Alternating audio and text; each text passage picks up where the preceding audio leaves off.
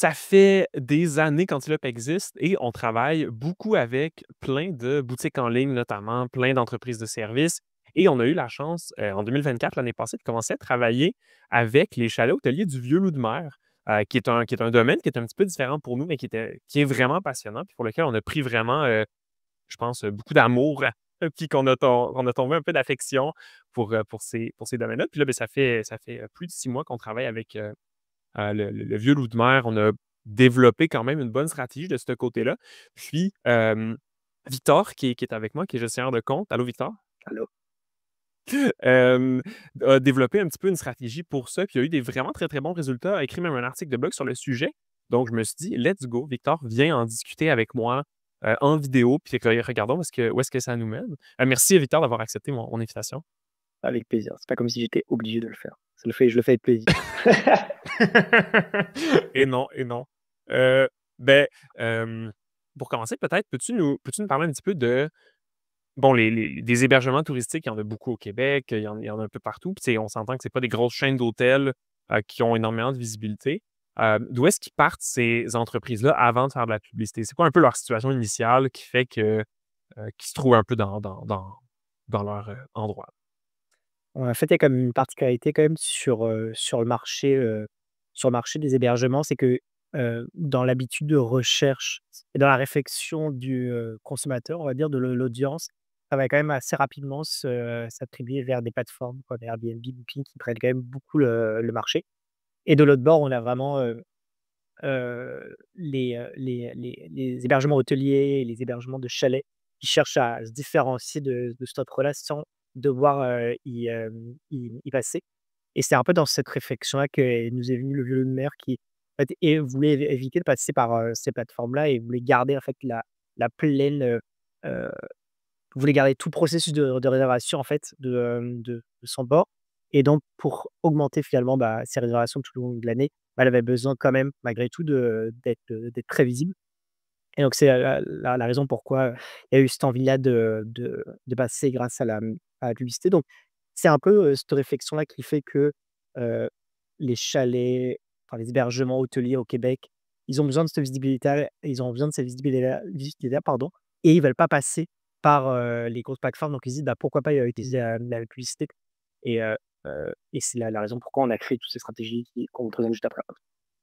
Très cool, très cool. Puis, y a-tu des situations dans lesquelles les hébergements comme ça sont mieux placés pour faire de la pub? Parce qu'on s'entend que je pense que c'est le rêve de tout le monde de ne pas avoir à dépendre de Airbnb, de Booking, Ouais. de plateformes tierces pour amener ça. Mais y a-tu quelque chose qui fait qu'une entreprise serait dans une meilleure position pour penser à faire de la publicité en ligne ou penser diversifier son acquisition? Ouais, en fait, c'est comme quelque chose qui est commun, autant pour les hébergements touristiques que pour pas mal toutes les entreprises. C'est comme avant de vouloir aller vers la publicité, c'est quand même important d'avoir certaines bases et ces bases-là vont faire que, le «risque» entre guillemets qui va être pris, est comme plus, contrôlé. Parce qu'il y a toujours, la question de à quel point déjà juste mon site, on va parler du site, web, est capable de prendre des réservations, à quel point mon site hôtelier, lui, est capable de bien gérer un certain nombre de nouvelles clientèles et de nouvelles demandes parce que il faut vraiment voir la publicité comme si, on était sur une scène et qu'on vient mettre un peu plus de lumière sur la scène-là. Donc il faut être sûr que, les détails qu'on voyait, pas trop quand on était dans la pénombre de cette scène, soient comme bien prêt et que quand il y a la lumière dessus, tout soit prêt. Donc c'est un peu une réflexion qui est autant pour, des hébergements, touristiques que pour toutes les entreprises. Comme avant, comment ça s'appelle? C'est important d'avoir ça. Et il y a plein de façons de le Oui. calculer, en fait. Il y a autant, par exemple, le taux de conversion, qu'est-ce que ça donne sur ton site? À quel point ça convertit? Est-ce que tu as seulement besoin des promos pour convertir ou est-ce que tu prends faire d'autres éléments. Tout ça, c'est comme des choses qui sont importantes dessus, mais aussi juste voir, l'expérience qu'a ta clientèle, en en essayant, enfin, du moins, en étant dans tes hébergements, tu sais, c'est comme une bonne première étape. Donc, à partir du moment où cette base est déjà bien construite et que comme tu es prêt à aller un step au-dessus, let's go, faut essayer, faut pas perdre de temps, quoi.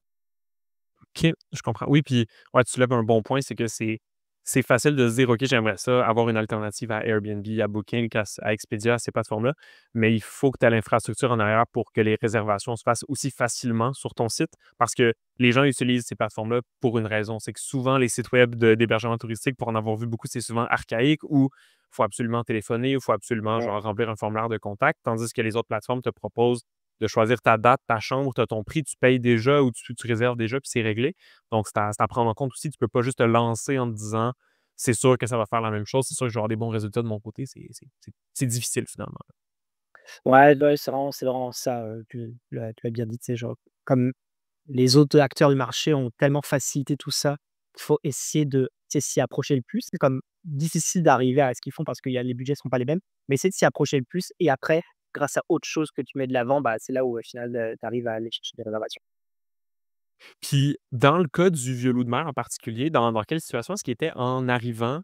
Ça est-ce que tu dirais qu'il était 100 prêt? C'est quoi un peu les attentes qu'il fallait qu'il y aille ou pour ça, pour que la collaboration marche bien?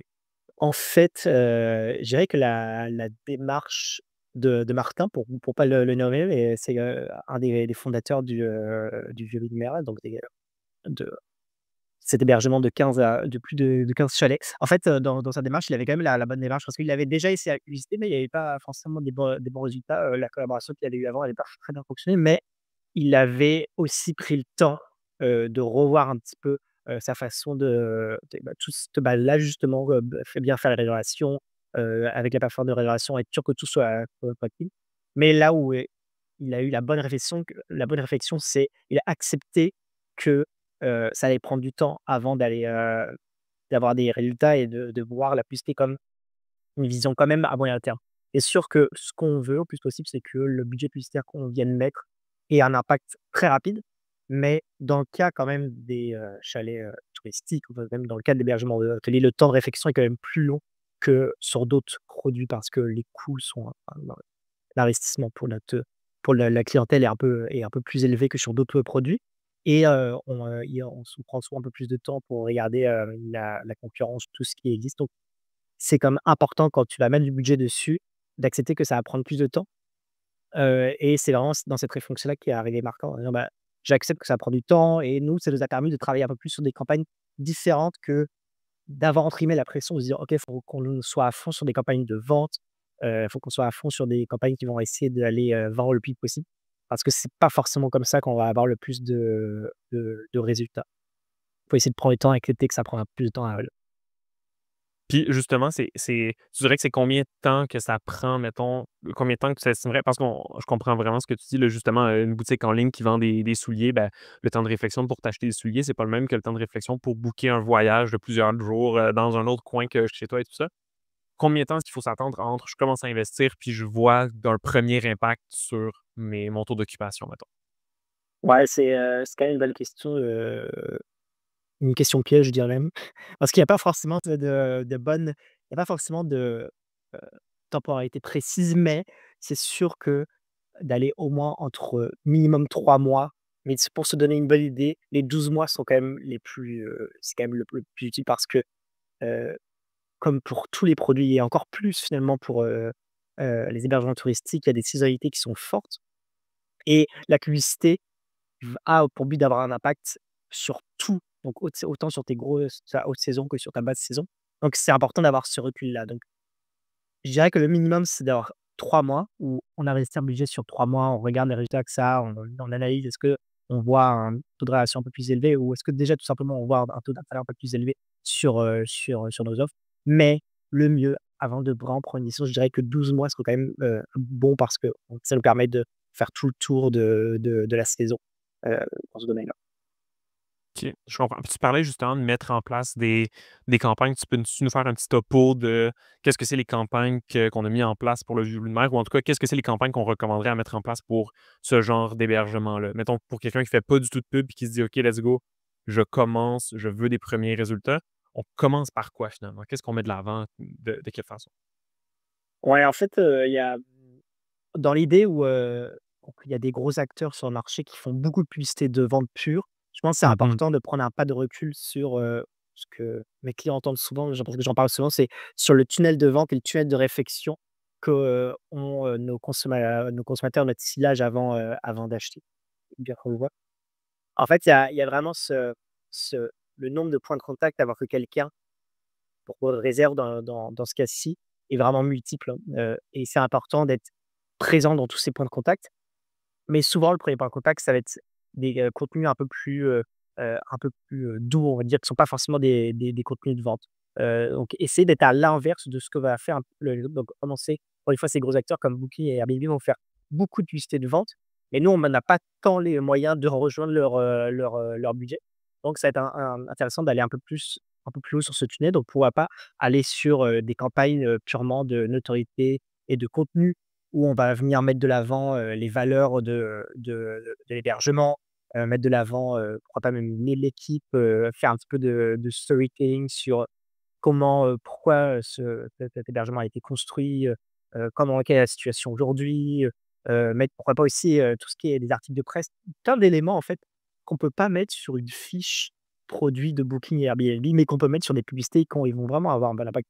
Mmh. Je reparle des articles de presse parce que c'est comme souvent un bon billet d'autorité auprès de de notre ciblage, et c'est des choses que tu vois pas quand tu vas sur les fiches produits, donc comme des bons trucs qui permettent d'être un bon premier point de contact et encore une fois, surtout dans les hébergements, touristiques où comme comme toi et moi, tu sais, genre, quand tu, commences à t'intéresser à où tu veux partir, en congé, bah, tu vas peut-être voir un article de blog, tu vas peut-être voir un réel de quelqu'un qui va mettre une vidéo. Après, tu vas voir, une vidéo YouTube parce que tu as envie d'en savoir plus sur le donc tout ça font partie que tu as une multitude de points de contact et donc c'est important de ne pas juste arriver avec un discours de vente, mais d'avoir tout ce discours-là au cours du processus, donc pour un peu, faire le tour sur ça, bah, une campagne de notoriété fait déjà bien, la job et ensuite bien sûr des campagnes de vente pour recibler tout le monde que tu es venu chercher, avec ça, quoi. OK. Puis on commence en publicité sur Meta, sur Facebook, ou est-ce que tu as d'autres plateformes à recommander? Ouais, c'est sûr que le plus, c'est que Meta a quand même c'est le meilleur moyen d'aller délivrer ton message au plus de monde possible. Google est souvent, un bon endroit aussi pour aller chercher du monde, surtout dans l'idée où on va multiplier nos points de contact, mais à la base, moi, j'irais me concentrer sur Meta parce que c'est là où tu vas pouvoir toucher le plus de monde. Google est un peu plus limité, il coûte un peu plus cher, surtout dans un monde où il y a vraiment plus de concurrence et où tous les budgets sont pas mal mangés par, les grosses plateformes. Ouais, c'est vraiment intéressant parce que, justement, si on pense au premier abord, première impression de je veux augmenter mon taux d'occupation, puis j'ai envie de disons, c'est une période creuse, puis je veux que les gens réservent plus ou j'ai ma saison forte, j'ai plus de chambres que prévu, puis je veux les remplir. Moi, le premier réflexe que j'aurais, c'est je fais de la publicité justement pour des gens qui recherchent déjà à venir à mon endroit, puis j'essaie de me battre contre toutes les autres plateformes. Mais ce que tu dis, c'est ça coûte tellement cher que même si ça peut marcher, ça peut nous donner des résultats, ben, c'est vraiment pas la bonne première chose à faire parce que ça va tellement coûter cher qu'on va juste tu sais, on va lancer de l'argent contre le mur en espérant lancer plus d'argent que Airbnb ou lancer plus d'argent que Booking, Expedia et cetera. Fait que c'est intéressant. On va chercher les gens un peu avant dans leur processus de réflexion, puis on les prend par la main pour leur dire: «Ben, oui, c'est beau. Oui, tu cherches à aller en quelque part, cet été, par exemple. Ben, pourquoi pas dans ma région? Pourquoi Ouais, pas chez moi?» Fait que c'est quand même, ça fait des résultats différents, là. ouais, complètement, Puis tu sais, pour, justement pour ça, tu dis: «OK, on a une campagne de notoriété de ce côté-là».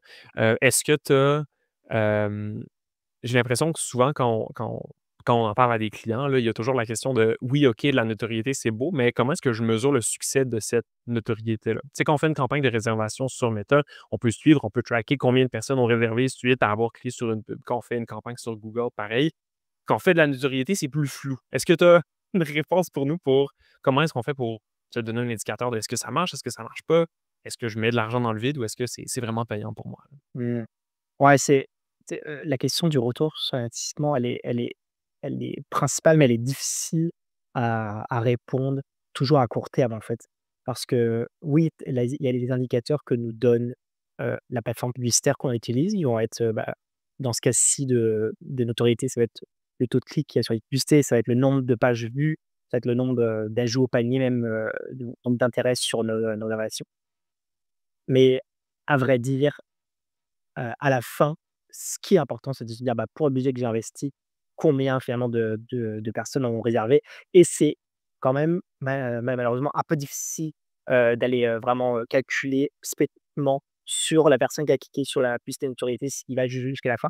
Donc il y a un petit peu cette acceptation de se dire, bah, le budget qu'on va mettre, c'est important de prendre le recul sur, l'impact que ça va avoir et ça revient un peu à la question que tu posais, tu sur, la durée avant de voir les premiers résultats. C'est en se donnant comme ça ces 3 mois avec le budget qui va être investi sur ces campagnes de notoriété, ces campagnes de vente, bah, c'est important de les voir vraiment comme: «OK, là, j'ai mis tout ce budget-là, combien est la différence de rémunération par rapport à mon année dernière ou par rapport à une autre période?»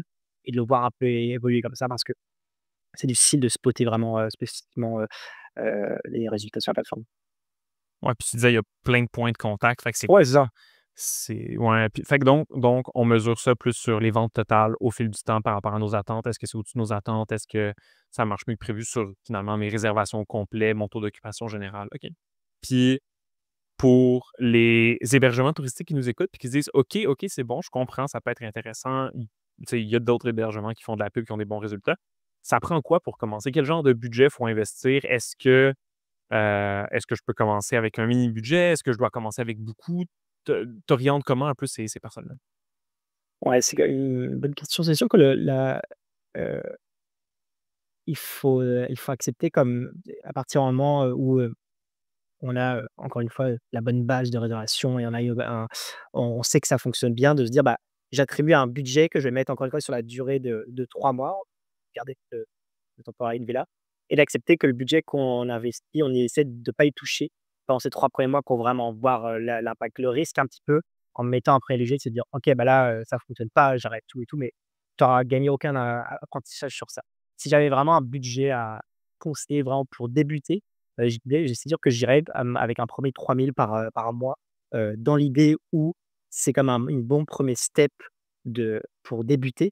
On peut toujours être avec moins ou avec plus, mais je trouve qu'avec 3 000 fois 3, donc ouais, c'est 3 mois, bah, ça donne déjà une bonne idée et ça vous permet déjà de faire ce 1er test-là. Tu sais, c'est sûr qu'avec ce budget-là, bon, tout dépend de la taille aussi de l'hébergement, mais avec ce budget-là, on pourrait commencer à avoir déjà peut-être une petite augmentation déjà tout simplement du nombre de visites, mais aussi du nombre de réservations et après, bah, si, tous les feux sont ouverts parce qu'on a des bons résultats, bah, pourquoi pas augmenter, au fur et à mesure. OK. Ouais, ouais, donc c'est possible de commencer avec moins, mais vu qu'on est sur de l'indirect puis qu'on est sur du long terme, ça se peut que ça prenne encore plus de temps puis qu'on le voit moins passer. Fait que c'est sûr que c'est plus difficile puis on est un peu plus sur du hasard, là, si on investit trop peu, finalement, là. Ouais, en fait, c'est difficile de voir l'impact quand on met pas beaucoup, surtout sur une courte durée. Ouais, OK, super, super intéressant. Merci, merci Victor Plaisir. pour ça. Je ne sais pas si, tu avais quelque chose peut-être à rajouter sur les stratégies d'hébergement, touristique ou quelque chose, peut-être un dernier conseil, peut-être au niveau du contenu publicitaire, au niveau de ce qui est le mieux pour avoir les bons résultats puis augmenter les taux d'occupation toute l'année, finalement?